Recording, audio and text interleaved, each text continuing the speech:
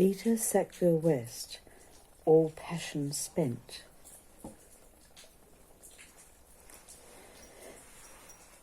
Victoria Mary Sackville-West, 1892 to 1962, was born at Knoll in Sevenoaks, Kent.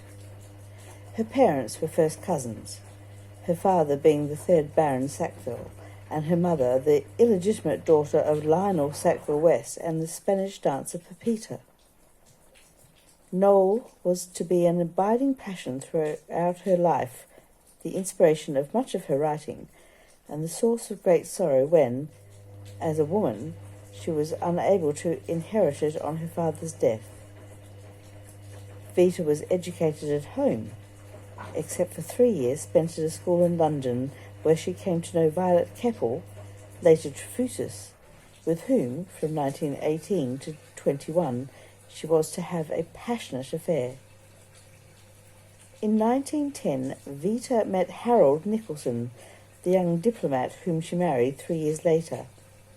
In 1915, they bought a cottage 2 miles from Knoll where they planned their first garden. 3 years later, Vita Sackville-West's first novel, Heritage, was published.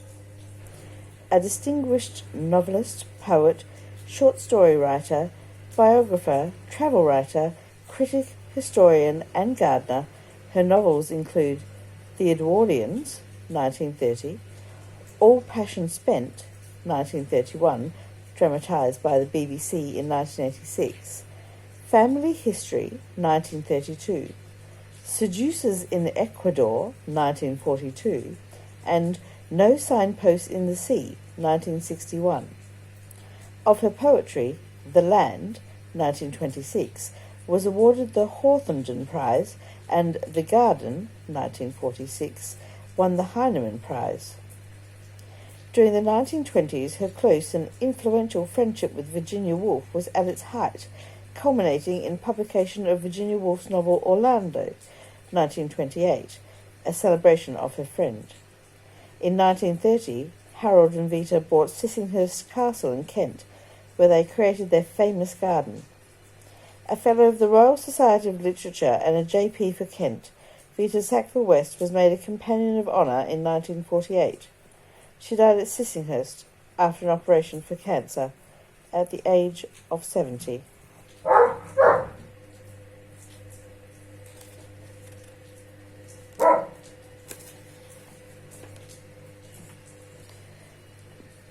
Virago Modern Classic number 110. All Passion Spent. Vita Sackville-West. New introduction by Victoria Glendinning.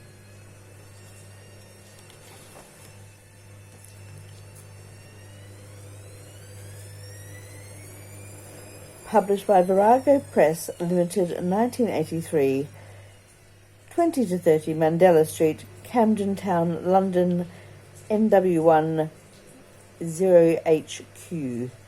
Reprinted 1984, 1986, 1987, 1989, 1990. Twice.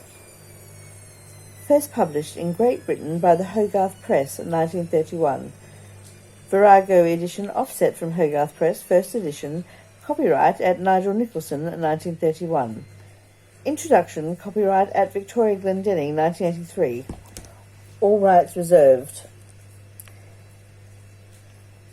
A CIP catalogue record for this book is available from the British Library. Printed in Finland by Verner Söderström Oy.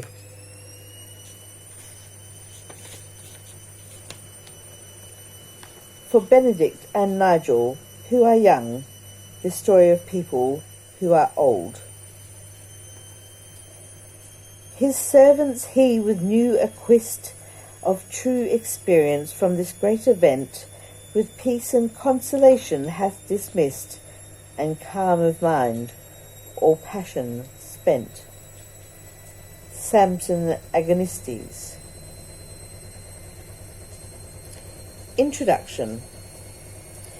Vita Sackville-West began writing All Passion Spent in the spring of 1930. Her title could hardly be less applicable to her own situation at the time. At 38, she was at the height of her energies. She had just bought the romantic ruins of Sissinghurst Castle, though she and her husband Harold Nicholson were not to live there full-time for another couple of years. And she had just finished correcting the proofs of the Edwardians, which turned out to be a great popular success. In the year that she worked on her new novel, she was spending all her spare time at Sissinghurst, clearing the rubble and rubbish of decades from what was to be the famous garden, and supervising the builders. She also wrote a long poem, Sissinghurst, which expressed the deep significance to her of this new commitment. Always a person for whom places were at least as important as people, and with this new passion for Sissinghurst dominating her daily life, it is not surprising that a house plays such a large part in all passion spent. The novel was published by the Wolf's Hogarth Press in May 1931. On 11th of June, Virginia Woolf wrote to her that sales were very good. Lord, what fun! Vita had been worried about the book when she saw it in proof. It is quite meaningless, but became reconciled to it after publication, as she never was to the Edwardians. She received a great many letters about All Passion Spent, mainly from women who recognised their own situation in Lady Slane's, and this pleased her. Leonard Woolf, her publisher, said that this was her best novel, and she herself felt that it was a better book than the more flamboyant Edwardians, compared with which it seems drawn in pastels. This effect of anemic, whimsical delicacy is misleading. Vita Sackville-West built into All Passion Spent much of her lifelong anger about the way society distorts and inhibits the individual, particularly if that individual is a woman. This unlikely alliance of manner and matter is the most curious thing about the novel, and, artistically, its achievement. She dedicated to Benedict and Nigel, who are young, this story of people who are old. Her sons were 16 and 13 at the time. The dramatis personae of All Passion Spent are very old indeed. The Earl of Slane, after a distinguished career in public life, has just died aged 94. His 6 children, none of them under 60, are large and black and elderly with grandchildren of their own. When the story opens, these old black ravens are discussing the future of their 88-year-old mother, Lady Slane. They do not foresee any difficulties with her. She has been the perfect wife. All her life long, gracious and gentle, she had been wholly submissive, an appendage. They see her staying quietly with each of them in turn, like a Queen Lear, as one might say. But this novel reverses the usual order of things. It is the children who are staid and narrow-minded, and their gentle aged mother who turns out to be revolutionary. She will live her own life for the first time.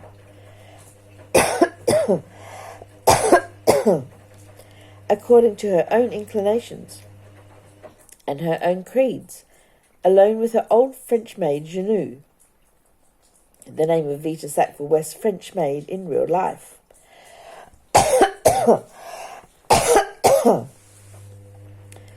In a small house in Hampstead she fell in love with 30 years before. She doesn't want her children to visit her, and she certainly does not want to see her grandchildren. She finds the house empty, waiting for her, and here the author dwells lovingly on its spirit and character, an entity with a life of its own. We know it is Georgian, red brick, and one of a row. From all the circumstantial evidence, I always imagine it to be in Church Row. Vita Sackville-West and Virginia Woolf, their romantic attachment no longer so urgent, for Vita at any rate in its demands, sustained their friendship by means of excursions together. They went several times to Hampstead by underground, as does Lady Slane. They walked on the Heath, like Lady Slane and Mr. Fitzgeorge. They visited Keats' house, described here as that little white box of strain and tragedy marooned among the dark green laurels, and all the time they talked. There is a strong connection between the ideas of All Passion Spent and those of Virginia Woolf's 2 non-fiction books about women, A Room of One's Own, 1929, and 3 Guineas. Vita went with Virginia Woolf to Cambridge to hear her give the lectures that were the basis for the first book, and the second was conceived at the time of All Passion Spent, though not published until 1938. Lady Slane, from the triple vantage point of widowhood, old age, and tranquil Hampstead, surveys her marriage. Her indictment of the married state is softened by this indirect approach and by her gentle personality. She recalls her role as loving appendage. She has been a lonely woman, at variance with the creeds to which she apparently conformed. These passages echoing the descriptions of women submerging their own values in deference to the opinion of others in a room of one's own. There are, on a first reading, 2 unsatisfactory elements in the depiction of Lady Slane.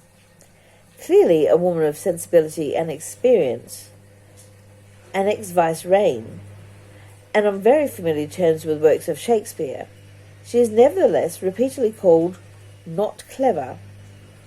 So not clever is she that she could not follow her husband's career, or know what people meant when they referred to the Irish question, or the women's movement, or to free trade and protection. She cannot understand the stock market. She cannot even make out a cheque properly. Why does she have to be so incapable? What Vita Sackville-West was trying to do was to represent pure femininity. This she saw in terms of sheer impracticality, laces and softnesses, in opposition to the masculine world of business, politics, and visible achievement. Lady Slane realises that masculinity has been the keynote of her husband's character. He craved a life of action, while she craved a life of contemplation. There were indeed 2 halves of one dissevered world. Virginia Woolf wrote in A Room of One's Own that a great mind was androgynous. Vita herself was a masculine woman, and her husband a man with a strong feminine streak. Lady Slane's undiluted femininity, in Vita's eyes, is a disability as well as a grace. These themes, explored by both Vita and Virginia Woolf, were also discussed at much the same time and with much the same conclusions in Rebecca West's novel Harriet Hume, 1928. The consensus on the masculine-feminine question in these 3 very different writers is striking, and a close reading of Harriet Hume and All Passion Spent reveals quite significant similarities. The second apparently unsatisfactory element is that although the central frustration of Lady Slane's life is that marriage prevented her from following her vocation to be a painter, it seems clear that this ambition was never more than a dream. She never once set brush to canvas, so far as we know. This makes her frustration and sacrifice seem phony, a vain whim. But Vita Sackville-West is making a point here as well. Talent, she writes later in the book, is beside the point. Achievement was good, but the spirit was better. To reckon by achievement was to make a concession to the prevailing system of the world. Virginia Woolf developed this in 3 Guineas when she argued that the masculine system of competition, rewards, and hierarchies led to the aggressiveness that made men start wars.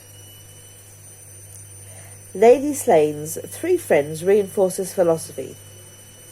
Mr. Bucktrout, Mr. Gaucheron, and Mr. Fitzgeorge are all fond fantastics, lovers of beauty, artists in appreciation, eccentric in their disregard for success values.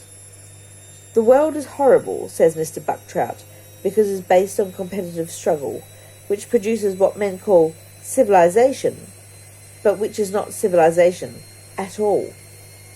3 Guineas makes the same point. The conventional supremacy of masculine values had forced Lady Slane on marriage to forego her separate existence, while her husband continued to enjoy his free, varied, and masculine life. It would not do, in such a world of assumptions, to assume that she had equal rights with Henry, To judge from all this, All Passion Spent would seem an unequivocally feminist novel. Vita Sackville-West fought hard against the conventions that made a wife an appendage. Unlike Lady Slane, she declined to be the diplomatic wife, and indeed persuaded her husband to give up his career in diplomacy. Apart from brief visits, she stayed at home when he was on post abroad. Her work came first. She declined to be the politician's wife when later he sat for Parliament. She used her own name. She was dismissive about the domestic virtues. She did not think the pleasure of having children compensated for the resulting lack of personal freedom. She railed against the bureaucracy that labelled her Mrs. Harold Nicholson or housewife. Whenever she was defined as the wife of her husband, she complained loudly, and yet she invariably prefaced her complaints with the words, "You know I'm no feminist, but..." It was not a question of women's rights, in her view, but of human rights. In 3 Guineas, Virginia Woolf, too, condemned the word feminist as a vicious and corrupt word that has done much harm in its day. In All Passion Spent, Vita Sackville-West redefines feminism negatively, to describe the Freemasonry among women, which was always prying and personal and somehow a trifle obscene. This claustrophobic female conspiracy was at its most potent before the wedding, in weeks dedicated wholly to the rights of a mysterious feminism designed to deliver the bride over so she might minister to a man. Seen in this light, feminism, as separatism, is the deadest of dead ends. Even though Lady Slane, as a young woman, felt defrauded of her chosen life by marriage, she did not blame her husband, and as the author writes in a key passage, she was no feminist, using the word here in its more usual sense. She was too wise a woman to indulge in such luxuries as an imagined martyrdom. The rift between herself and life was not the rift between man and woman, but the rift between the worker and the dreamer. That she was a woman and Henry a man was really a matter of chance. She would go no further to acknowledge that the fact of her being a woman made the situation a degree more difficult. Feminine values are not confined to women. Lady Slane's semi-comic fellow dreamers, Mr. Bucktrout, Mr. Gaucheron, and Mr. Fitzgeorge, are, after all, men. And the maid Janoo, Lady Slane's only female intimate, is a worker to whom worn finger ends. It would be wrong to go away with the idea that the influence of Virginia Woolf's thinking, still less of Rebecca West, was decisive in All Passion Spent. In her evocation of Lady Slane's past, Vita Sackville-West drew on her own experience. She was an excellent travel writer, as her Passenger to Tehran and 12 Days attest, and the most vivid writing in this novel is about strange foreign scenes, such as the cloud of white and yellow butterflies that accompanied the Slanes on a desert road in Persia, exploited as an image for Lady Slane's irrelevant thoughts. Years before she ever met Virginia Woolf, she had forcefully expressed, in her letters, fictions, and an unpublished play, Marriage, her feelings about the way society repressed women's individuality. There are themes in All Passion Spent that are Vita's alone. The young girl's fantasy of escape from conventional girlhood to freedom in the guise of a young man were the young Vita's. Lady Slane's idea of a detachment had been Vita's ever since her disastrous imbroglio with Violet Trefusis, even though, swinging between the extremes of passionate attachment and equally passionate reclusiveness, she never achieved it. The question of compromise also exercised Vita. Mr. Bucktrout says, "Most people fall into the error of making their whole lives a fuzz, pleasing nobody, least of all themselves. Compromise is the very breath of negation." Her characters, at the end of their lives, did not compromise, but she herself had to. In 1928, she wrote to her husband that she was not a good person for you to be married to. Life for both of them, she said, resolves itself into a compromise which is truly satisfactory to neither. She made the compromise because of love. But I do love you. I can never cure myself of loving you, so what is to be done? In all passion spent, into which she poured so many of her own ambivalent feelings, Lady Slane's love for her husband is a straight black line drawn right through her life. It had hurt her, it had damaged her, but she had been unable to curve away from it. Lady Slane's jewels and her unexpected inheritance also had a special significance for Vita Sackville-West, whose own lavish jewels, emeralds, diamonds, pearls, became hateful to her amid the general poverty of the Depression. The wealth that made the creation of Sissinghurst possible came from a vast legacy to her mother from her admirer Sir John Murray Scott, a legacy that her mother had not only welcomed avidly, but fought in the courts to retain.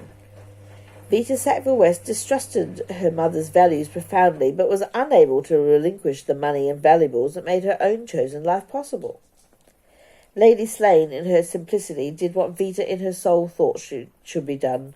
She was true to herself, and for Vita, who was a complex person drawn to the great simplicities, the guiding motto for life was, "To thine own self be true."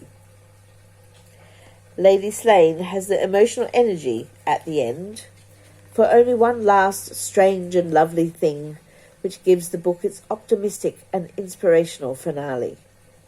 For serene Lady Slane, those days were gone when feeling burst its bounds and poured hot from the foundry, when the heart seemed likely to split with complex and contradictory desires. Not so for Vita Sackville-West. As she drew near the end of writing the book, she was overcome by irrational depression. She wrote to Virginia Woolf, "If I, who am the most fortunate of women, can ask, what is life for? How can other people live at all?" A few days after completing the manuscript, she plunged into a new love affair and felt alive again, for she was still in the excitable middle years that now meant nothing to her Lady Slane. What is more, to the end of her life, Vita Sackville-West was to be some extent split with complex and contradictory desires. All passion spent, the theme and title of her best novel, was not to be her own epitaph. Victoria Glendinning, Gravely, 1982.